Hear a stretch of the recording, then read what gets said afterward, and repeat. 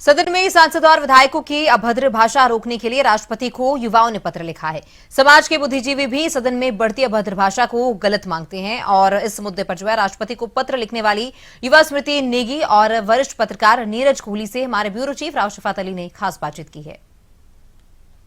मान्यों के जो भाषण होते हैं वो युवाओं के लिए, जनता के लिए प्रेरणा स्रोत होते हैं, लेकिन अब अमूमन देखा जा रहा है कि सदन के भीतर अभद्र भाषा का इस्तेमाल किया जा रहा है। इसी को लेकर के लोगों की क्या राय है, क्योंकि एक युवा ने राष्ट्रपति को पत्र लिखा है अभद्र भाषा का इस्तेमाल रोकने के लिए। हमारे साथ हैं स्मृति नेगी, तो आपसे जानना चाहेंगे आपका जो लेटर है उसमें क्या आपने लिखा है? मैंने हमारी माननीय राष्ट्रपति महोदय को बताया है कि हमारे जो संसद में हमारे लोकतंत्र का मंदिर है वो, तो जैसे हम मंदिर में अपशब्द का प्रयोग नहीं करते हैं, तो वैसे ही संसद जो हमारा लोकतंत्र का मंदिर है, उस मंदिर के अंदर भी ऐसे अशोभनीय शब्दों का इस्तेमाल नहीं होना चाहिए। और वो शब्द जो हमारे जिनके आगे हम लगाते माननीय, क्योंकि आजकल ट्रेंड हो गया है माननीय लगाने का, माननीय लोगों के मुंह से ऐसे अमानवीय शब्द अच्छे नहीं लगते। तो मैंने बोला है कि उनके पास एक प्रोटेक्शन होता है कि आप संसद में कुछ भी बोलो आप पे केस नहीं होगा। तो मैंने कहा है इन पे प्लीज कार्रवाई करिए, क्योंकि ये एक बहुत बड़ा मुद्दा है, क्योंकि संसद में हमारी नीतियां बनती हैं, वहां कोई गालीबाजी का कंपटीशन नहीं चलता है। और ये अमानवीय घटना, क्योंकि आजकल लोकतंत्र में या ये जितना भी सीसीटीवी कैमरा आप देखते हैं कि इतना सब कुछ हो गया है, हमारे सारे जो संसद के अंदर चीजें चल रही होती है वो हम सबके पास पहुंचती है। एक बच्चा भी वो चीज देख रहा है, एक बड़ा भी वो चीज देख रहा है और बुजुर्ग भी वो चीज देख रहा है। तो ये हमारी जनता को दूषित कर रहा है। तो यही मैंने बोला कि ये जो दूषित हो रहा है वातावरण हमारे भारत का, हमारे समाज का, इन नेताओं द्वारा जिनको हमने चुना कि तुम हमारा पक्ष रखो वहां पे और हमारे लिए अच्छे काम करो, वो वहां गालीबाजी कर रहे हैं, गंदी गंदी बातें बोल रहे हैं, जाति सूचक शब्दों का प्रयोग कर रहे हैं, जो बिल्कुल एक क्राइम है। क्राइम बोलेंगे हम इनको, क्राइम है जो आम इंसान करता है, वो क्राइम है। तो वो क्राइम उन पे संसद के अंदर भी लागू होना चाहिए और अच्छे तरीके से लागू होना चाहिए। अच्छा, क्योंकि आचरण नियमावली सबके लिए होती है और सब विधायकों को, सांसदों को इसका पूरा ज्ञान है कि इस तरह की भाषा का इस्तेमाल नहीं करना है। दूसरा, भाषण जो होते हैं, देखिए युवा उससे इम्प्रेस होते हैं, कहें तो प्रेरणा भी बनते हैं, लेकिन युवाओं में इस बात को लेकर के क्या नाराजगी बढ़ती जा रही है या फिर उसका समर्थन बढ़ता जा रहा है? देखिए युवाओं में क्या हो रहा है, हर चीज के दो पॉइंट होते हैं, पॉजिटिव भी होता है तो नेगेटिव भी होता है।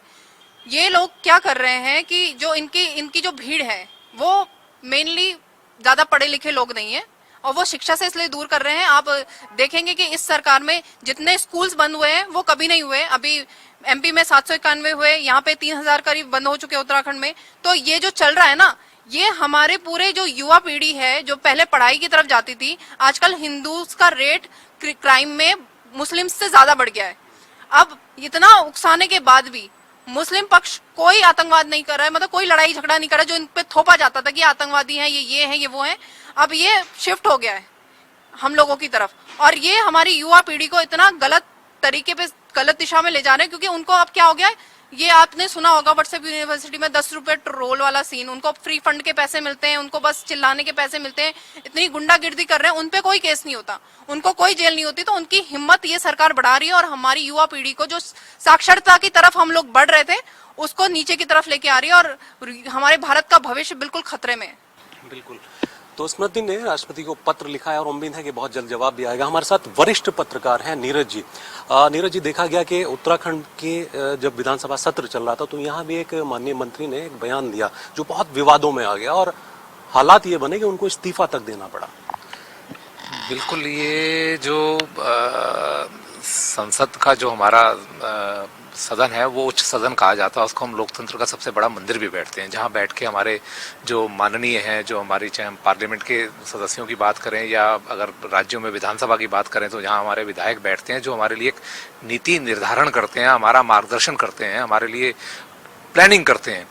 इन लोगों से लोगों को बहुत अपेक्षाएं, बहुत उम्मीदें रहती हैं, इनको लोग सुनते भी हैं, इन पर लोग नजर भी रहती है। और जब ये लोग इस तरह के आपत्तिजनक शब्द या अपशब्द बोलेंगे या मतलब अपनी गरिमा को भी एक किस्म से कहेंगे, तार तार करेंगे और दूसरे की गरिमा को भी तार तार करेंगे, तो ये इससे एक बहुत खराब मैसेज जाता है। खास तौर के जो हमारे जो युवा पीढ़ी के लोग हैं वो आज इस बात को लेकर चर्चा कर रहे हैं, वो क्या सोचेंगे इस बारे में कि जिनका मार्गदर्शन इन लोगों को करना चाहिए और वो इन पर सवाल उठा रहे हैं कि ये हमारा मार्गदर्शन क्या करेंगे, तो अपनी आचरण नियमावली भूल गए हैं। और हर व्यक्ति के लिए इस देश में कानून में, संविधान में व्यवस्था है कि आपके लिए भी एक लक्ष्मण रेखा है, मेरे लिए भी एक लक्ष्मण रेखा है, उस लक्ष्मण रेखा को मैंने बाहर नहीं जाना। और उस लक्ष्मण रेखा को बनाने वाले भी यही लोग हैं और यही उस लक्ष्मण रेखा को तार तार करके वो जा रहे हैं। और आपने हमारे उत्तराखंड की बात करी तो आपने देखा कि एक छोटी सी बात पर उनके आपत्तिजनक शब्दों के ऊपर ही कितना बड़ा बवाल हो गया कि एक नंबर 2 की कुर्सी रखने वाले चीफ मिनिस्टर के बाद जो कैबिनेट सीनियर मिनिस्टर है उनको रिजाइन करना पड़ गया, उन पर इतना दबाव बढ़ गया। और इस तरह की बहुत सारी चीजें हमने देखी हैं, समय समय पर होती रहती हैं। और ये वाद विवाद सिर्फ एक आपकी वाणी से, आपकी वाणी और व्यवहार से ये सारी की सारी चीजें जो है विवाद उत्पन्न हो रहे हैं।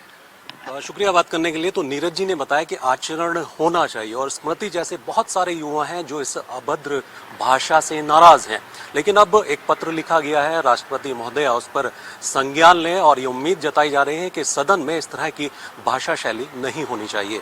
कैमरा सहयोगी सौरभ के साथ मैं राव शफात अली, खबरें अभी तक, देहरादून।